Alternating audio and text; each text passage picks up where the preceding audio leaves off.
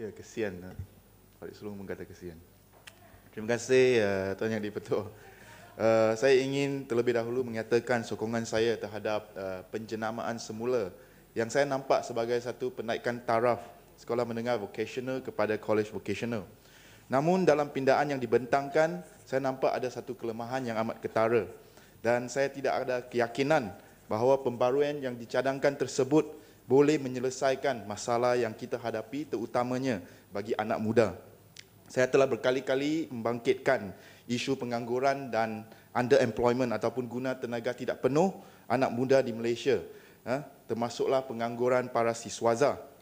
Pada sidang parlimen yang lepas, Menteri Sumber Manusia telah memberikan kadar pengangguran anak muda untuk negara kita iaitu pada 10.4%, jauh lebih tinggi daripada negara jiran seperti Singapura 7% dan Thailand 3.4%.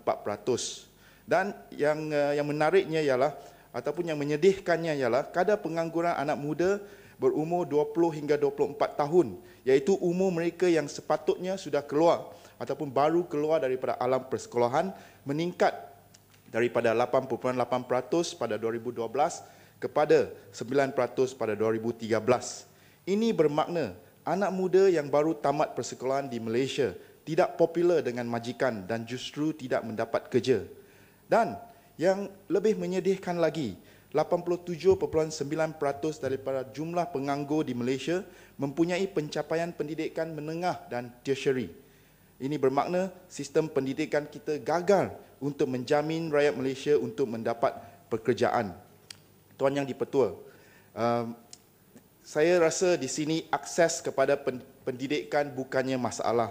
Kita ada lebih kurang 20 buah IPTA dan 365 buah IPTS. Dan setiap tahun institusi-institusi ini melahirkan lebih kurang 200,000 orang graduan.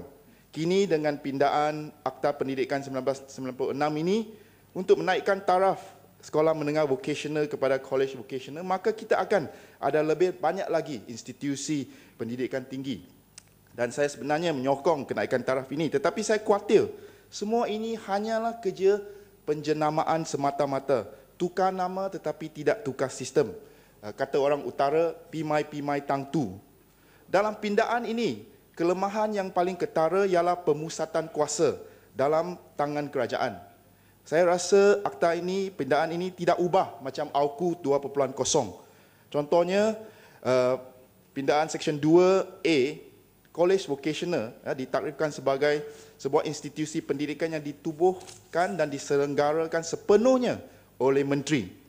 Dan saya nampak peranan Menteri begitu besar dalam pindaan rang undang-undang tersebut, daripada urusan penubuhan College Vocational kepada penetapan kurikulum College Vocational kepada membuat peraturan-peraturan berhubung dengan College Vocational. Dan peraturan-peraturan tersebut termasuklah apa jenis ilmu, kemahiran dan nilai-nilai yang boleh diajar di College Vocational, disiplin pelajar dan aktiviti pelajar, penerimaan kemasukan pelajar dan hak-hak berpersatuan. Dan pindaan baru tersebut, Seksyen 33(D)(H) telah memberikan satu blank check kepada Menteri untuk membuat peraturan tentang apa-apa perkara lain sebagaimana yang difikirkan sesuai manfaat ataupun perlu oleh Menteri.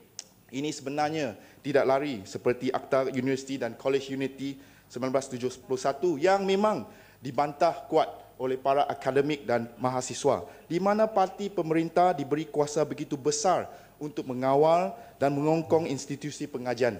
Institusi sekolah dan masyarakat setempat tiada autonomi sebab kuasa dipusat di tangan menteri.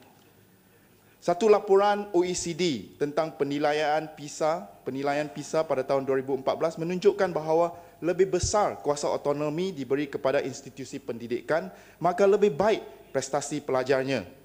Laporan Bank Dunia Malaysia Economic Monitor pada bulan Disember 2013 juga menyarankan agar, dengan izin, decision making is made closer to schools and parents and providing more information to parents and communities so that they can better demand a quality education for their children, dengan izin.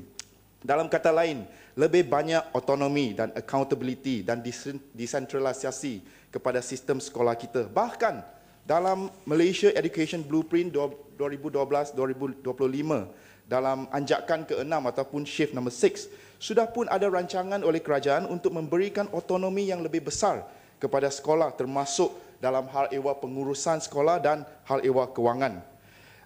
Seawal Penyata Razak 1956 telah pun menyarankan agar kuasa diberikan kepada pihak berkuasa tempatan untuk menyelenggarakan pendidikan rendah dan pendidikan kemahiran. Dan pada masa itu 1956, ahli majlis PBT ataupun pihak berkuasa tempatan memang dipilih melalui pilihan rakyat setempat. Kerajaan kena sedar bahawa sekadar memberikan pengetahuan buku teks tidak mencukupi.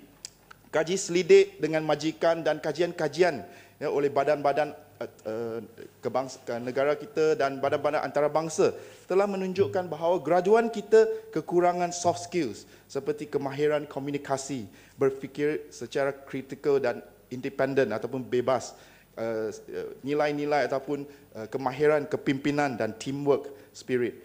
Jika pendidikan termasuklah pendidikan vocational ini dikongkong oleh orang politik, oleh kerajaan penguasa dan pelajar tidak diberi peluang untuk berfikiran secara bebas dan kritikal, maka masalah yang sama akan berulang.